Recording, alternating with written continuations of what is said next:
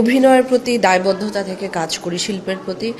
এটুকু তো আসলে বাড়তি পাওনা। ওনার মতো স্টলওয়ার্ট একজন আর্টিস্ট আমার কাজের উনি ট্রেলার টুইট করেছেন এবং ফেসবুকে পোস্ট করেছেন। টনিদা তো ভীষণ গুণী একজন নির্মাতা।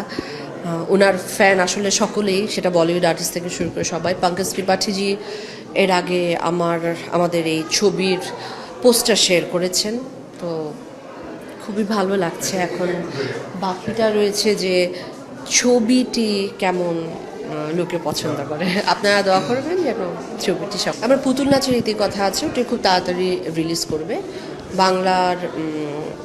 বাংলা ইতিহাসের আমার মনে হয় সবচেয়ে উপরের দিকে একটি সাহিত্য নিয়ে যেটি ছবি নির্মাণ করেছেন